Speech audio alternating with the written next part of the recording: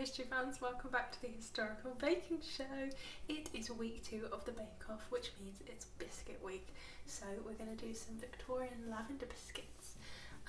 But first, how much did we enjoy the first episode of Bake Off? They're very funny, aren't they? Noel and Matt. And they make the contestants like funny as well. Anyway, who's your favourite? Have you got a favourite after one episode? Who knows?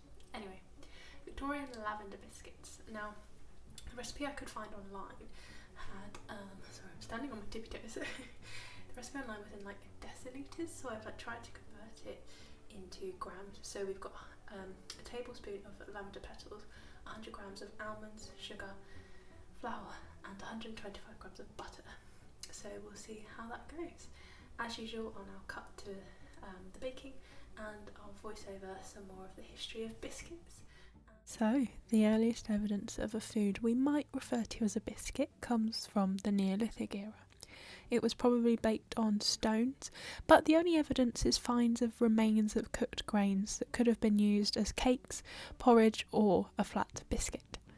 Now, the Romans had a biscuit we would now call a rusk. Who remembers the Farley's rusks? They were my favourite childhood snack, I think.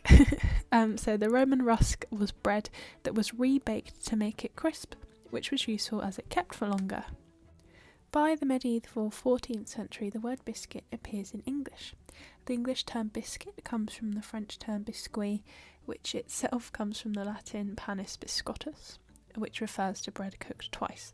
Apologies if that pronunciation was awful. Now, by this time its meaning is broadening. Both savoury and sweet twice-baked biscuits were popular, but other forms similar to pancakes were arriving. Wafers were a popular medieval biscuit made of sweet batter that was cooked over a fire and moulded or rolled. This is when biscuits become more of a leisure thing rather than just a necessary food, and they're eaten at the end of a meal as a digestive.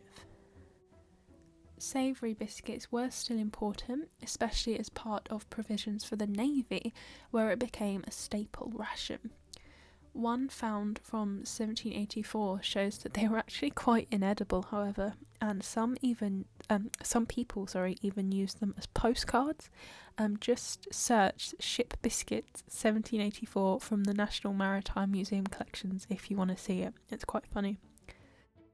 In the 17th century, biscuits changed again, as by the 1660s sugar becomes cheaper and more accessible. Of course, not for any good reasons though. Types of biscuits grew, as did the occasions you might eat them, as we see the biscuit boom in this century, because there's a food revolution with advances of cooking equipment and people being able to bake at home. We have recipes for boiled and baked biscuits, macaroons, rice cakes and gingerbread, to name a few new ideas. With the introduction of tea and coffee to Britain, we see the snacking of biscuits becoming a thing as opposed to just at meal times. Oh, and that's me saying cook them for 10 minutes. Apparently Queen Victoria was a very big biscuit fan, and the industrial revolutions that happened during her time see the development of some big biscuit names. And finally, during the Second World War, biscuits brought an element of comfort in very awful times.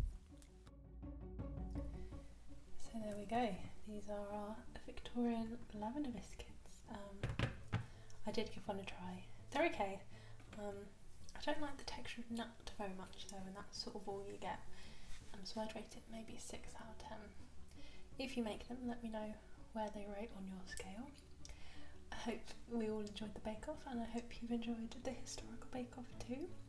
Don't forget to like and subscribe and all that jazz, and I'll see you on Thursday. Bye!